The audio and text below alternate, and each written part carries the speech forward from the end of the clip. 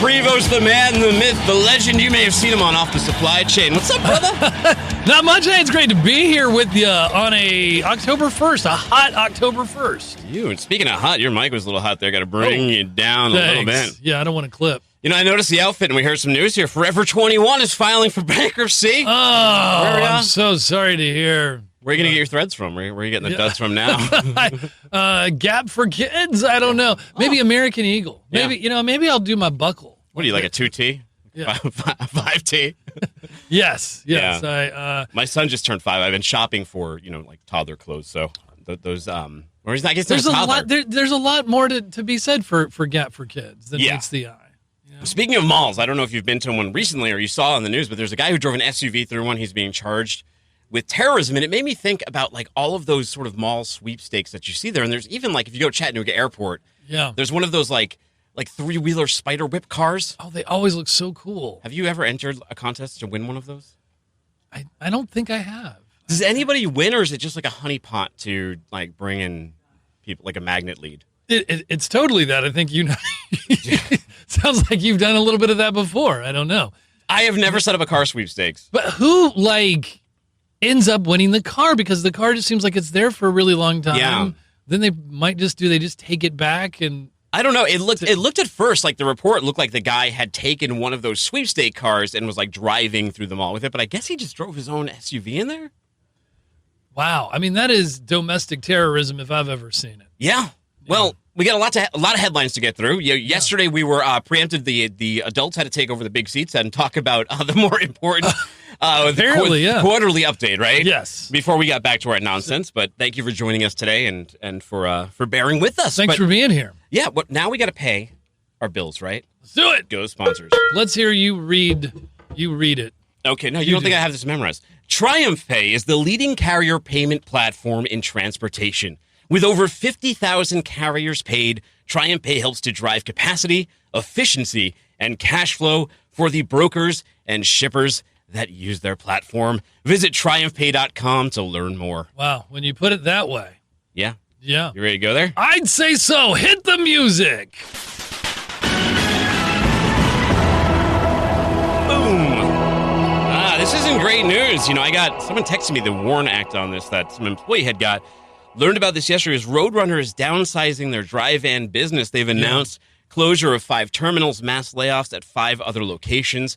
Approximately 450 trucks and employee positions will be eliminated after Roadrunner Transportation Systems notified workers on September 30th that the company is closing 5 terminals and significantly reducing its workforce at 5 other locations. This is actually Rich Trucking. So the downsizing of Roadrunner's dry van truckload business, Rich Logistics, headquartered in Little Rock, Arkansas, means it will reduce its numbers of drivers from 768 to 460. Shannon Everett, president of Rich Logistics, told FreightWaves all about this late Monday. Shannon Everett had this to say: "My thoughts and prayers go out to our employees and their families that have been impacted by this restructuring, a decision that we feel was necessary given the growing forces that are currently being exhibited throughout the NAFTA trade lanes." Roadrunner, headquartered in Downers Grove, Illinois, is an asset-light company that posted around $2.2 billion in revenue in 2018. However, the company reported another big loss of nearly $142 million in the second quarter of 2019. That was far worse than the consensus estimate, which called for break-even results. Yeah, the termination date for the notified employees is expected to be November 29th, the letter stated. Employees subject to the workforce reduction will receive either severance or a 60-day notice, the company said. Rich Logistics, which was acquired by Roadrunner for approximately $48 million in February 2014, will be permanently closing its terminals in Kansas City, in St. Louis, Missouri, Burton, Michigan, Brownsville, and Laredo, Texas. The company will also be significantly reducing its workforce at its Dallas, El Paso, Van Ornery, Texas locations, and its site in where their home base is, Little Rock, Arkansas, and in right around the corner from us, Nashville, Tennessee. Yeah. Okay. Well, that isn't good news. Yeah. Followed by, I think, another one, right? Private equity-backed truckload carrier files bankruptcy, 339 trucks impacted.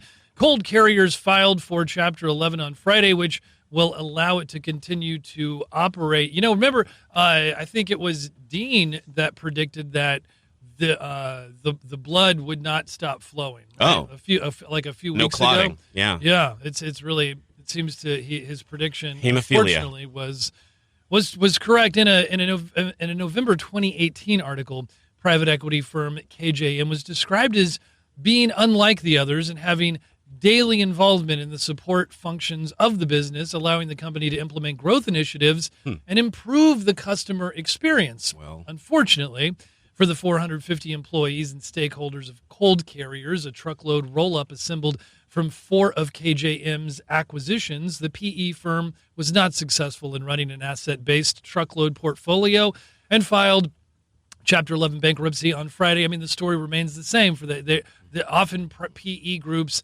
They are not operators. Yeah, I mean, they come in there to make a profit, right? They don't come in there to sort of fuel growth and take some of those losses that maybe a venture capital firm might take. KJM is a private equity firm based in Orlando, Florida, that was launched in 2014 and made 6 acquisitions, 5 of which were in the transportation logistics space. Woo, dangerous water to tread in. The firm says it is focused on acquiring private companies with EBITDA between $3 million to $10 million and revenues between $20 million to $100 million. So the song remains the same as you already said, right? Yeah.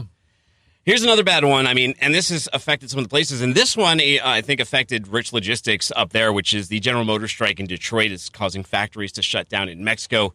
Yeah. Yet another time, GM has kind of reared its head, right, with that Falcon Transport. Big story there. Turned out it was a little bit different than we thought. It didn't entirely have to do with GM going out of business. It had to do with some bad contracts and whatnot. But General Motors halted operations at 2 Mercadores factories located in the Mexican city of Piedras Negras, a consequence of the ongoing strike by 49,000 auto workers in Detroit. The 2 Mercadores, known as the Lear and EKM Mercadores. Maquiladores. Why does it keep making me read that? I'm being shamed. Assembled components used in the manufacture of vehicles made by General Motors, according to El Financiero. Around 200 workers were out of work due to the temporary shutdown, officials said. Leocadio Hernandez Torres, in an interview with El Financiero, said from this Thursday until at least October 7th, the part of the staff that worked in the product lines for GM went into technical unemployment. Torres is the head of the Confederation of Mexican Workers in Piedras Negras. The Confederation of Mexican Workers is one of the largest unions in Mexico. Tough strike, right? I mean, it's a lot of bad news, this headline series. Yeah. Forever 21, Canada's bankruptcy filings revealed transport partners as retailer prepares to close all 44 Canadian stores. Court documents reveal transportation, logistics. It's a bad story. Yeah. Logistics and customs providers that stand to lose business. As bankrupt fashion retailer Forever 21 announced plans to unwind its entire Canadian operation and close all 44 of its stores, court documents shed light on the impact of its transportation and logistics providers. Yeah, Bradley Sell, their CFO of Forever 21 Canada, said in a statement on September 29th, the same day that the U.S. parent company filed for Chapter 11 protection, he said, "We hoped for a different outcome, but after years of poor performance and challenges set forth by the headwinds facing the retail industry today, our Canadian operations are simply not economically viable." Bankruptcy documents filed in Ontario Superior Court on September 30th revealed that Forever 21 plans to pay out Canadian $1.6 million, the Canadian dollars equal to $76. Remember for that brief period in like 2009, during like our financial crisis when the Canadian dollar was like $1.25? I completely forgot about that. Well, I guess it was a decade ago. Well, at least it only happened in Canada, so maybe my Forever 21 dreams can live on. And sadly, it looks like they're going to wind down operations by the end of December. So none of these stories in the headlines today are things we like to hear. We're going to have Seth Holm come in. But sometimes you got to keep it real and report. I mean, that's what the stories were. Don't blame the messenger. Can't kill the messenger. Hopefully on Friday we have some more happy stories. Seth Holm with the FreightWaves Research Group is joining us now to shed some light on this. Seth, I don't know if you're listening, but the first 4 stories we covered was a carrier filing Chapter 11, a carrier doing mass layoffs, Forever 21, and Chapter 11, a private closing equity in Canada, group not making it, and GM strike. So a lot of bad news in there. Hopefully the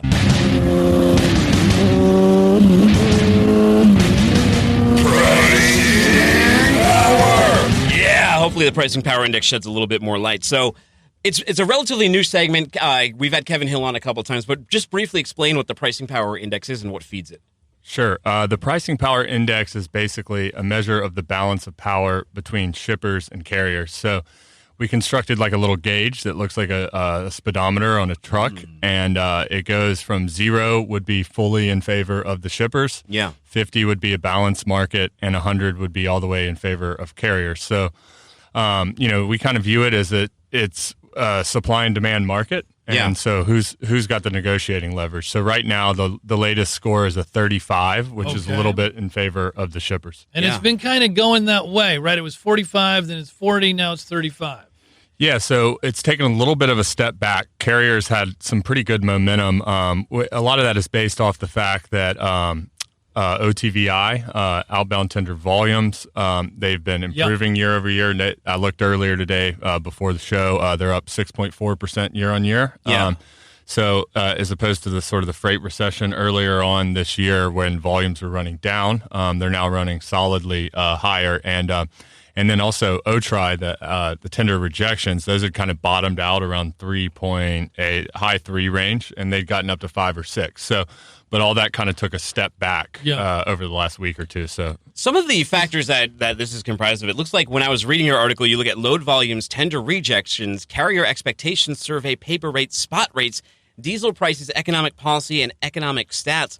What's a carrier expectation survey? I know you have Kevin Hill, the king of the survey, on the team. What does that entail? Yeah, so what he does is on a quarterly basis, he does a forward-looking survey of carriers, and then we track that over time. So how are things looking like? So it was a bad first half of the year, and so in the latest survey, which is forward-looking over the next 3 months, I think it is. So for the fourth quarter. Now you have 50% of carriers are optimistic as far as load volumes and rates for the fourth quarter. And that was up from just 30% a quarter ago. So people were pretty down and not optimistic a quarter ago. 3.8 of the OTRI. Yeah. That's where it bottomed out. Historically low, isn't it? I mean, that is really low. Really low, yeah. So just to put that in context, last year in sort of a booming market, OTRI never went below double digits in all of 2018. And when we're looking back on a one-year basis, a lot of times we're comparing against like a 17 or 18% rejection rate right now. So okay. So tough conditions if you're a carrier right now. They are, but we are actually pretty optimistic. I mean, a lot of this stuff is very low on an absolute level, but it's bottoming out. Yeah. Okay. So like, what are some of the indicators of that? Like, how do you know? Well, almost all of them actually, but the most lagging one is contract rates, and those are paper rates. I'm sorry, because there is no contract. But it's an ironclad contract. They're worth the paper they're written on. Exactly. But those are finally going negative on a year-over-year basis, whereas spot rates is a really good example. So those peaked at like $2.10. This is line haul, dry van,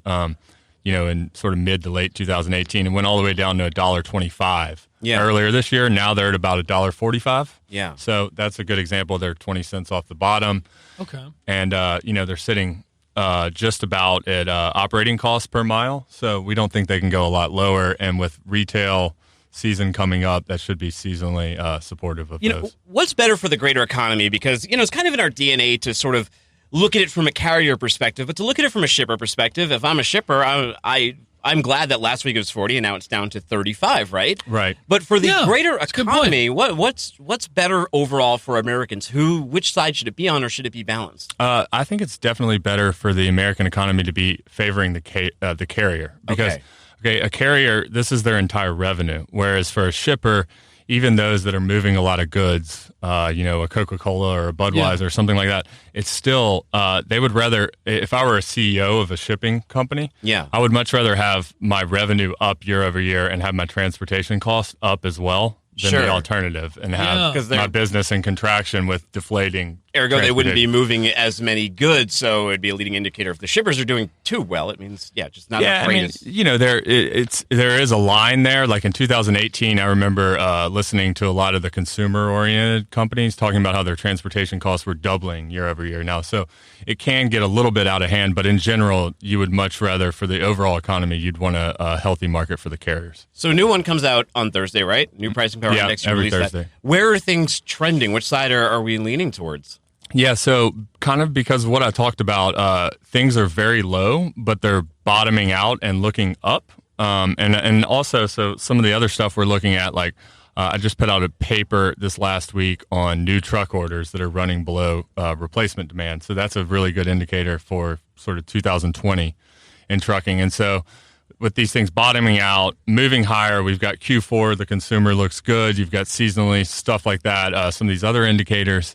Then we think we've got a 55, which has that tipping in favor of the carriers. Did you just spoil it? It's going to be a 55? It's on there. It's on the article on the website. Each week we do that. So this is like the pricing power index is basically a very real-time now indicator, but we also put a forward-looking estimate on that. Teaser. Stay tuned. Right. So interesting. That's good. So coming into the holiday season, coming through peak season, this kind of the tail end of it is October. You really want to get while the getting's good. Yeah, we think so.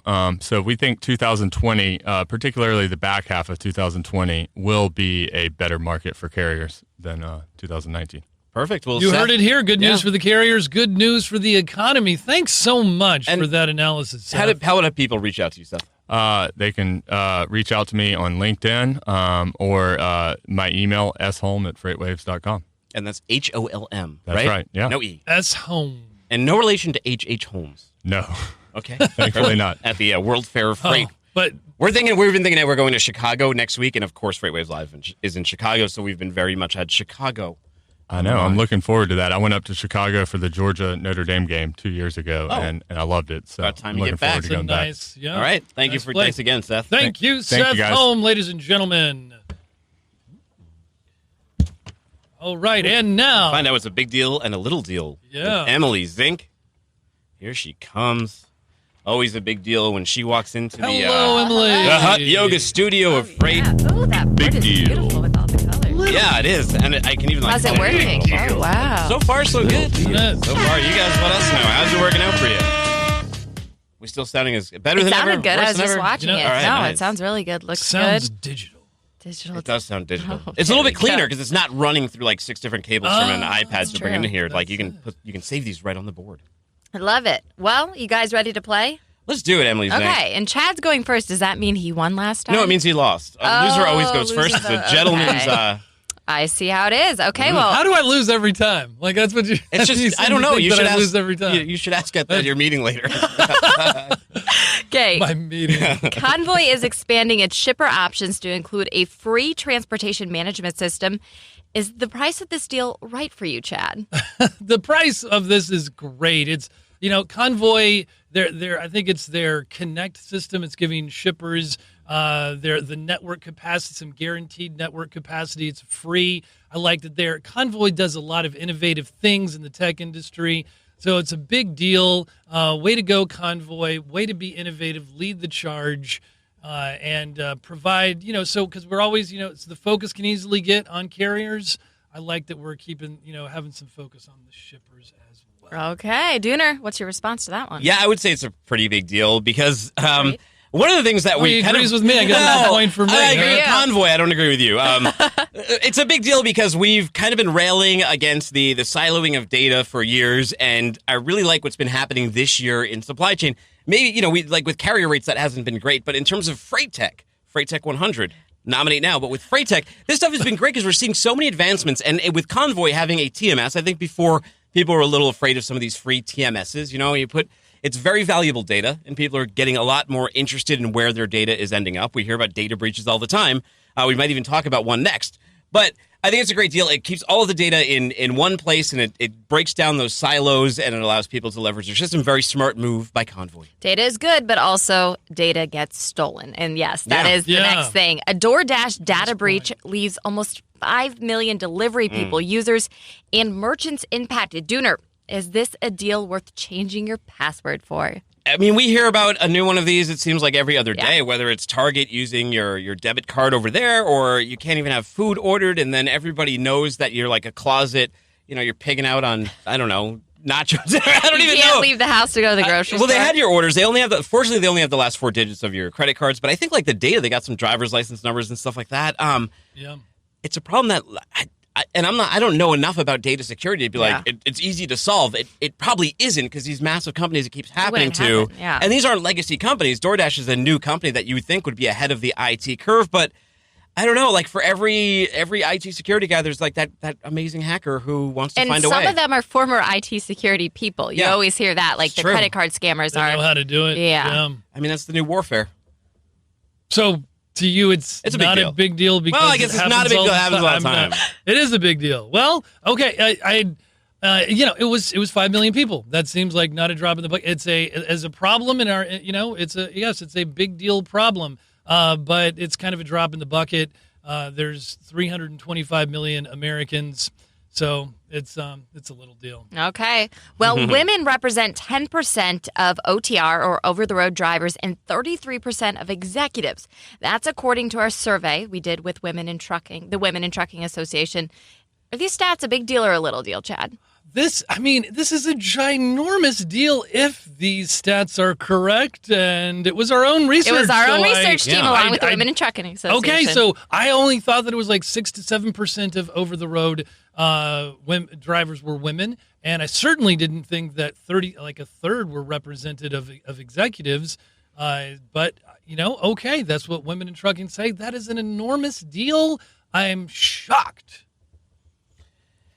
I mean, look, I wish it was a little deal. It's going to be great when there's things like you don't have to mention it because the gap is that closed. I mean, it's for so long it's been a male-dominated industry, and I'm sure some of the topics at that Women in Trucking. I think in Dallas they're at a. I think we have Kim Wilkes over there, but I think they're having a conference right now. Yeah, why is that word escaping me? They're having a conference right now.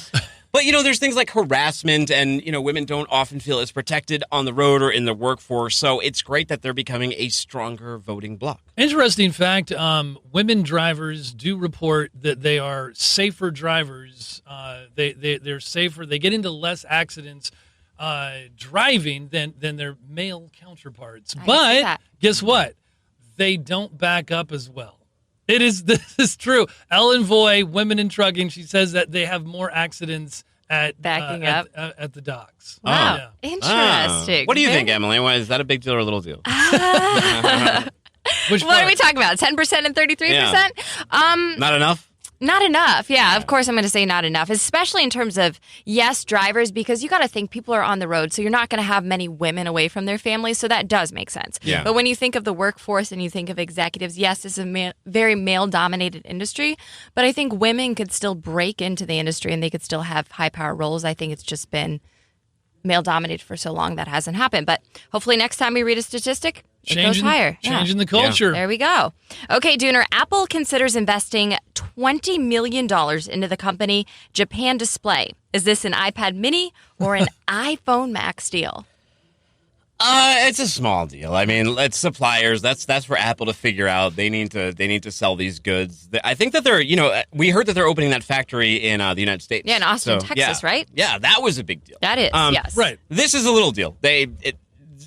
Big manufacturers like them always have to look for new suppliers. This one, because they're in this product cycle right now where they have to put out the iPad Pro and the iPhone Max and all these things, that supplier is too big to fail, but maybe they'll be looking somewhere else after they bail them out. I think it's funny that Apple, with all of their proprietary everything, even their suppliers apparently kind of proprietary, because they're stuck with the same one, even though it seems to be kind of a losing proposition right now. I mean, I guess I agree, though, with what you were saying, Dooner. So I guess point to you, little deal. A lot of agreements going on today. I used to use Samsung all the time. Everyone is very neutral today. I think it's because we sit next to each other now. We just have so much time to hang out and sit and permeate in each other's aura. Well, maybe we'll have to separate you guys because it's funner when you go back and forth, head to head. Well, the U.S. blacklists over 50 Costco tankers from a Chinese subsidiary for allegedly moving illicit Iranian oil. Is this a big deal or a little deal, Chad? This is big shale, big shale deal. It's because America, we are hammering home the point that we are going to give just tough sanctions. You cannot play around with this Iranian oil, and if you play in that game, you will pay. So big deal. Wow, it's like you were telling them if they're watching over there. Do they watch our podcast over there? I'll have to go little deal, little shale. Chad. And the reason why is it's another component of this trade war. I think that's why they sort of tabbed him here. I think that Costco had been doing this with the subsidiary for a long time. Fair. Nobody cared, and it's like one of those things where like you're doing a sting on someone. You're just waiting for them to screw up for the right time. You're giving them rope, and I think that they were giving them rope there, and now they tugged it. One of the executives at Costco said, "We did not move any illicit oil." Yeah. That was the statement. That was their statement. Great PR by them. Okay. Right there. Whoever made that statement. I guess we take your word for it. We didn't do it. Well, here in Chattanooga, not just in this booth, but in Chattanooga, we are feeling the heat still, even though it is officially fall. We'll probably continue to set even more records throughout the week. Where does this deal fall on the Mercury, Dooner? It's a big deal. I mean, it's the second hottest September in Chattanooga since 1926 was the last time it had been this hot in September. Fortunately, it's not the driest of all time, so we didn't have a ton of wildfires and all those things. Today is the hottest October in record ever in Chattanooga. So soak it in, bask it in this heat. Sweat it out. I mean, I guess it's a big deal I don't know. It's a big deal in the sense that if this continues for multiple years on, it becomes an even bigger deal. Yeah. Actually, the Chattanooga area is trending towards becoming more of over the next 100 years, more of a tropical rainforesty thing rather than dry, which makes this a little deal. Okay. It's a little warm. Yeah.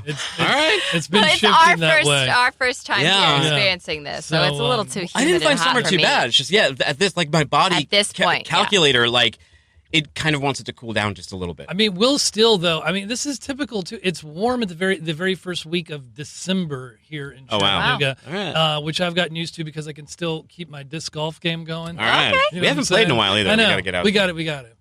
Well, thank you guys Emily, for I know having you haven't me. been together. Thanks for joining you, Emily. Yes, thank you. I'll see you guys next time. Big Yes, deal. Sir. Send that young man Kyle Cunningham in here. Hey, will do. Kyle. Oh, keep that open, please. Woo-hoo. Yeah. Kyle. It's warm in here. Let's get a little breeze coming in, a little airflow. Kyle Cunningham's in here to play a little game we like to call Market Expert Trivia. Market Expert Trivia. Market Expert Trivia. Excellent. Now we have another game. What is this one called? Oh. Market Experts to play Market Expert Trivia. Woo! Yeah. So you might not have known what you were in for, Kyle, but I've got a little pop quiz. All right. Can you move your computer for a little bit too? Because this thing now has our game Man, I haven't show taken a buzzers pop quiz included. since I dropped out of the 6th grade. I don't know if I have enough rope here to get over, but there's your buzzer. Are you allowed to So drop you have out a little of bit. 6th grade? The rule is we gotta wait I dropped for out of the 6th grade and went straight to truck school, man. we gotta wait Wow. for him to finish the question. That's Yep. your buzzer right That's there. That's my buzzer. And I go right purple. here. Yeah. Boop, boop.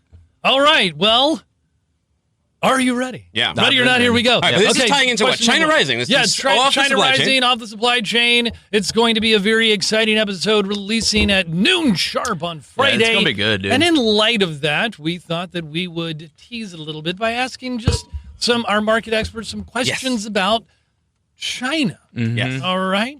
So question number 1.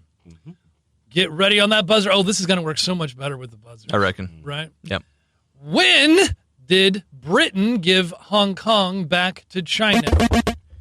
Oh, it's multiple choice. We have to wait. All right, we jumped the gun. We have to wait for him to read it for the audience. A, There you go. 1967, B, 1987, C, 1997, Hey, you can't just lay over like that. and D, 2007. It's 1997. Oh, my God. Did you see the way he played? a little Did you home see field that? advantage. Little home field. He played him. my God. He played you. So that's a little gamesmanship. Yeah. That's Oh, 1 Lord. point to Dooner. Hey. Question number 2. All right. How many time zones span China? A, 4, You B, have to wait until 3, he reads. C, 2, D, 1.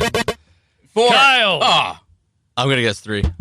That is incorrect. Yeah. I said 4. That is incorrect. All right. Double fail. It is 2. 1. Only 1. That's China right. time. All You would right. think the fourth largest Yeah. continent would have more. Yeah, Yeah. exactly. Did All they right. just nationalize time? They did. Oh. You know, it's very Yeah. Oh, There's smart. one time. monolithic, I Got guess. sick of it. Like, All right, so we got 1-0 All right. after 2. Coming into number 3. In ancient China, the lotus flower became a symbol of A, narcissism, B, the dimensions of time and space, C, purity, or D, fertility.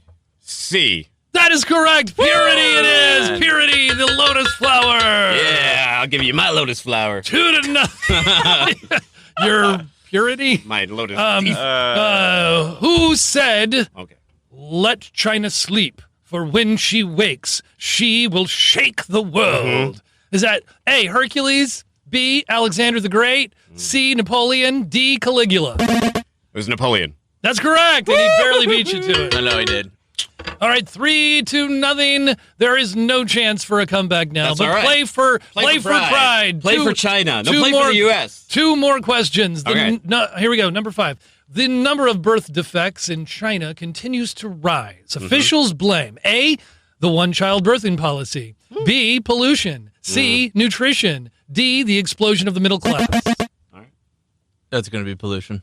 Correct! Ding, ding, ding, you got on the board! Yeah. Playing for pride! Okay, and finally, number 6. The number 1 hobby in China is A, stamp collecting, B, ping pong, C, cricket fighting, D, jousting.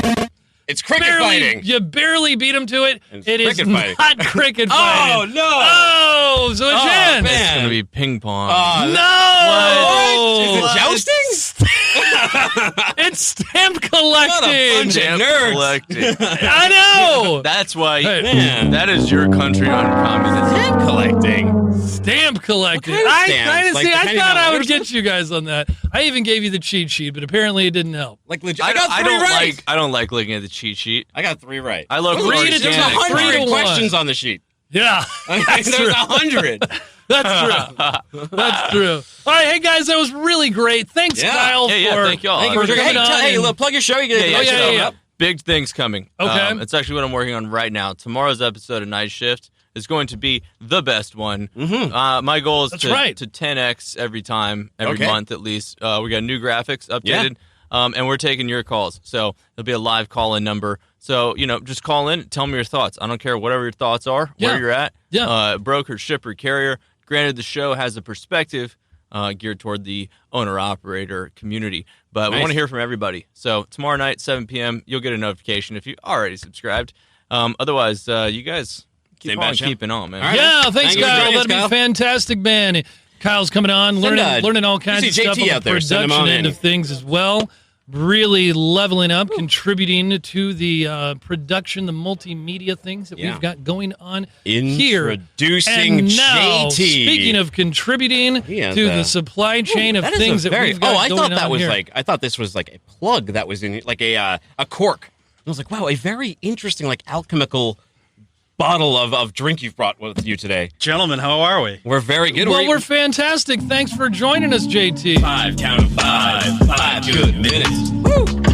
JT. Yeah. Very excited to be here. See, you were up north for a little bit before you came down here, right? You were at Dartmouth College up in New Hampshire. I was in 2010. Yeah. All right, so it was a while ago. A little while ago. I moved But here not from that Dallas. long ago. No, that long. I mean, less than a decade. It Yeah. How did Big you green. enjoy your time there? was tremendous. Yeah. It was tremendous. I've heard It good was things a about nice place to live. Great skiing. Ivy League. Yeah, that's right. I don't know how they let me sneak in there. Well, Self-deprecating. Same way I snuck into FreightWaves. after reading this fantastic article, Well, hold on. Before we Yeah. even get to the article, Oh. you brought it up. We're introducing you. How did you end up at FreightWaves? Oh man, it's a great question. I've been close with Craig for a couple of years now, and he told me about his vision early on, and I totally bought into it. I thought it was really interesting. I wanted to help him out. We stayed in touch. I've seen the growth over the past couple of years. It's been truly, amazing.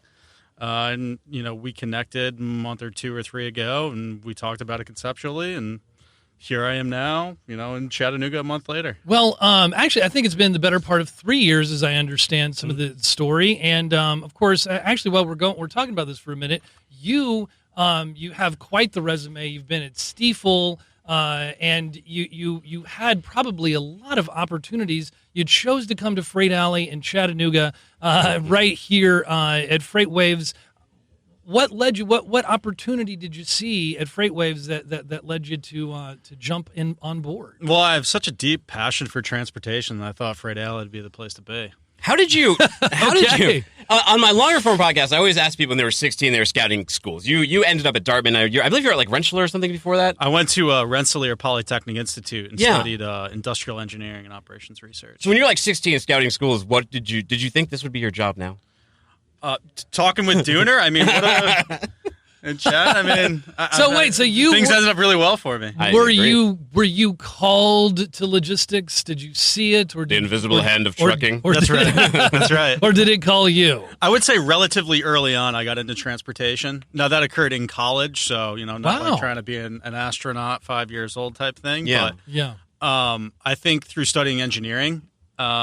Specifically operations research, I got really into transportation because I found a passion for optimization at the time. Yeah. And routing and trucking and rail management, inventory management, all these other things that are so endemic to transportation, I developed a passion for. Seemed like an easy opportunity too, right? I mean, if you come from the sort of the internet generation, which I grew up in, you're a little bit younger than me, so you definitely did. And when you looked at the way that trucking companies were and carriers were being operated, even through the mid-2000s, and 2010, even up until a lot of them still up until now, it's like, wow, there's a lot of opportunity for modernization and optimization right there. Man, I mean, to take it even more elementary, I had a client earlier in this year who did all their routing and scheduling on T-cards.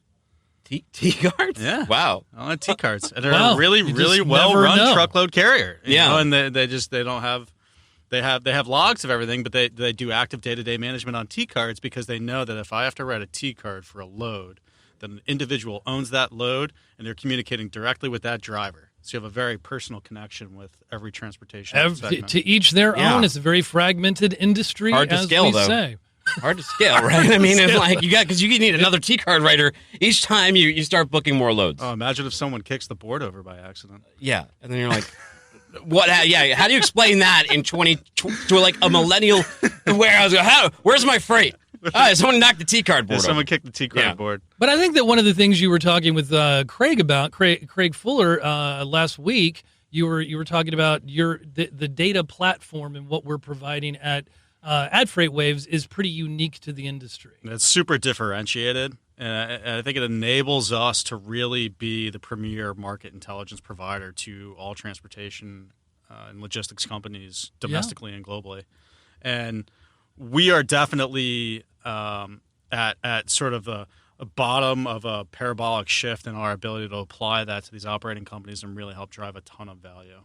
Yeah, it's an underrepresented sort of, for how big the industry is, not a lot of companies doing this, serving this need. There's a lot of data providers, so there's a lot of services providers, but there's really only one that attempts to be the comprehensive centroid for all things information and data. As a finance guy, does it surprise you that more CFOs are not involved with their freight? Like when I was working for a 4PL consulting firm, one of the things we had to help companies out a lot was with bill auditing and with like their accruals. There weren't a lot of eyes on that kind of stuff, and people would allow bills to pile up, and they wouldn't look at it as their cash flow. They wouldn't look at it as inventories or cash flow either. It was always kind of bizarre to me. CFOs in transportation have a lot of forces pulling on them at all times, and the CFO role in transportation is compoundingly challenging given the exposure to the cycle and the material levels of debt that a lot of operating companies have. And quarter to quarter, year over year, every time period is fundamentally different. And so these CFOs need to be fairly dynamic, and they work really hard to stay on top of everything. But you can't be perfect, for sure. Yeah. Well, I mean, even with inside the shippers, a lot of them kind of, it had always been sort of like this 10% of cost is shipping and kind of leave it at that. There wasn't a lot of optimization looked at, and it was sort of very rate-based. And it's great to see that changing, and then data like Sonar. And companies now, like Macy's, just hired like a CSCO, You're seeing companies bring that on and trying to tie together the whole menu of the supply chain. It's really difficult to implement actual optimization in transportation because there's so many moving pieces. There are so many variables, And the industry space is so dynamic. And of course, the underlying fundamentals are constantly changing. Yeah. And so to do any level of deterministic optimization is near impossible. In reality, it's one large stochastic model. And computationally speaking, that's incredibly challenging to do time efficiently. Wow. Well, it reminds me of you just wrote this this article, which there's a lot to absorb here, and I want to direct our listeners' attention to it. It's 10 lessons from 10 years on the road. You've already been around the block long enough to have had 10 years of these lessons, and every one of these talking points is worth at least an entire show. So it's a lot to unpack. Maybe we'll make a segment for him. Get optimized with JT or something. I mean, any one of them but one of them that struck, on Off the Supply Chain, we talk about a lot of some of these very subjects. One of them, the idea that this number 5 on your list, global warehousing remains the bullwhip of the consumer. Could you just talk briefly about what you mean by that? We just used the term bullwhip when we were talking about chicken sandwiches and Popeyes. Oh yeah, the Popeyes, they ran out of the buns. Okay. And so that's the bullwhip effect. The bullwhip effect.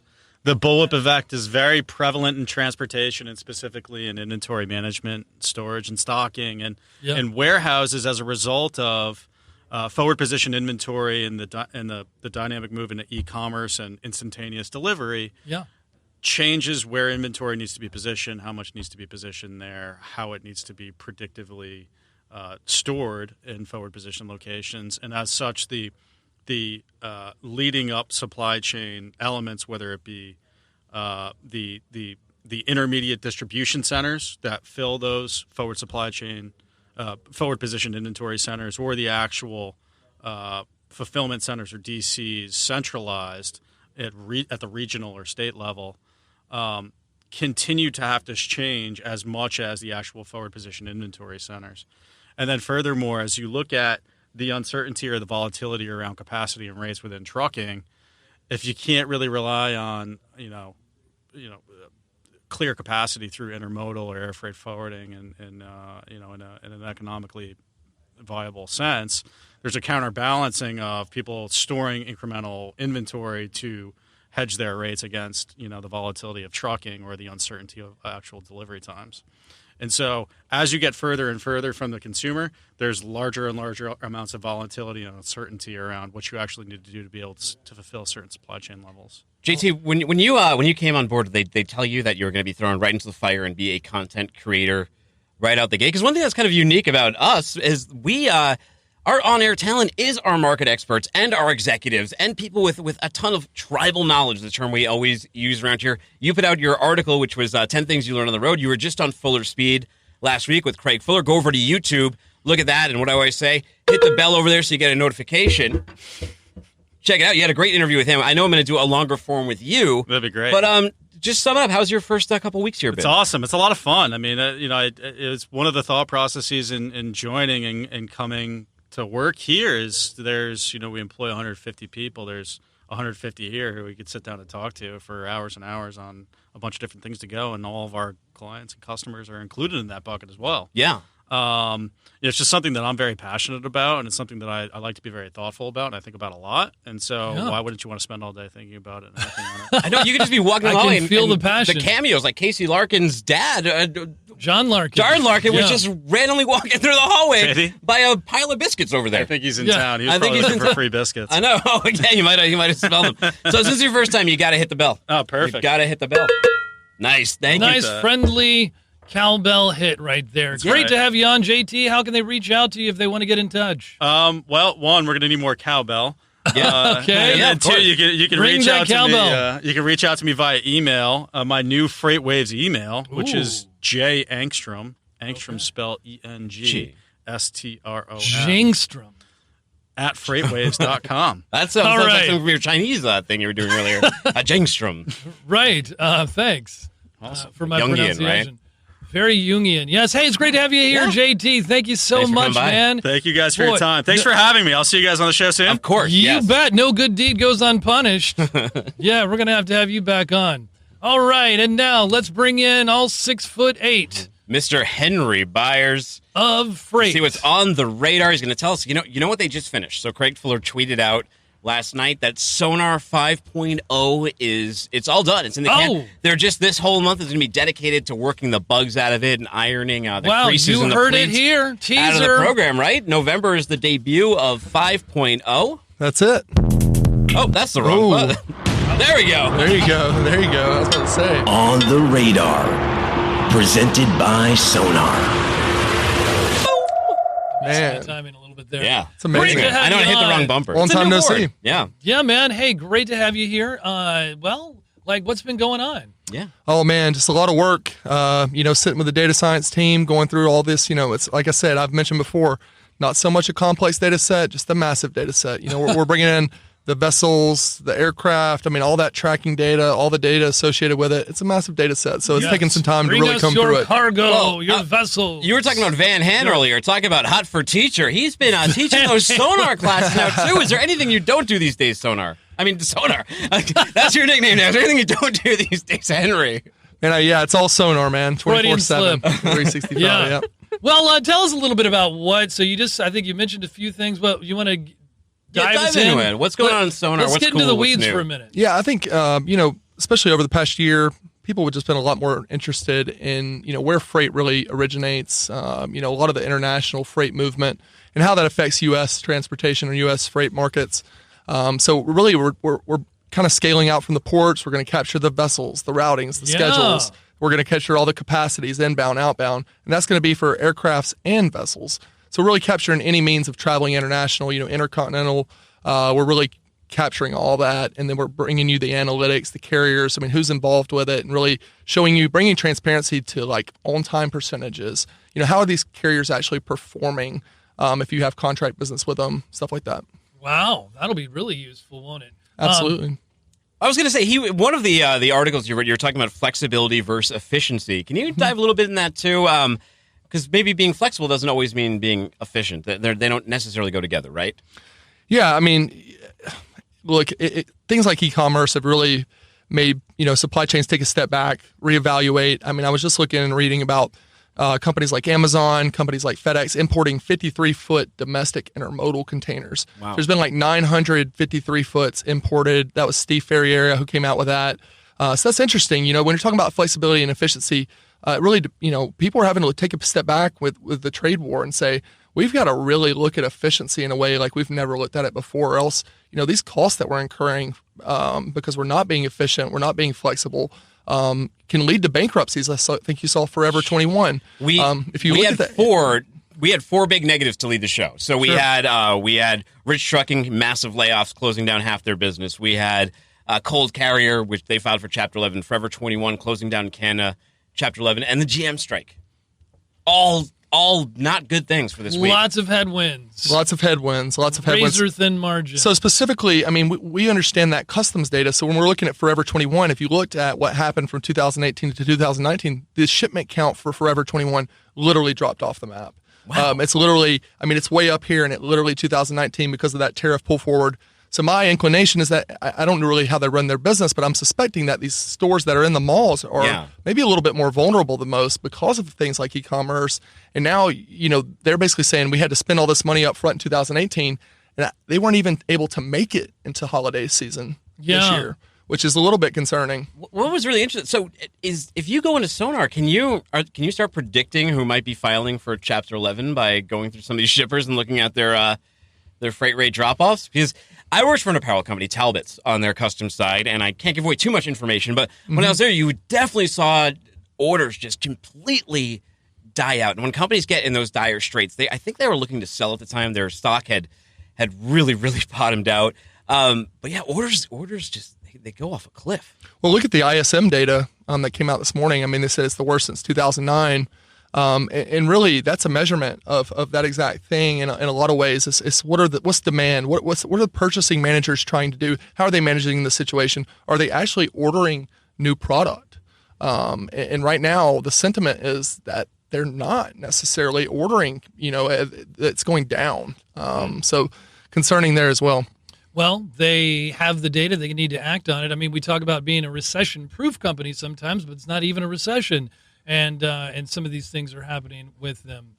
Yeah, I'd say like with early Chinese New Year, I'd say the things, I'm not going to sit here and call, the Great Recession, but I think there's certainly things within the import data specifically that are concerning. The ports are already kind of sounding the alarm as far as import and the trade wars effect. Okay. Mostly regarding the exports, but there's been effects on the import side too.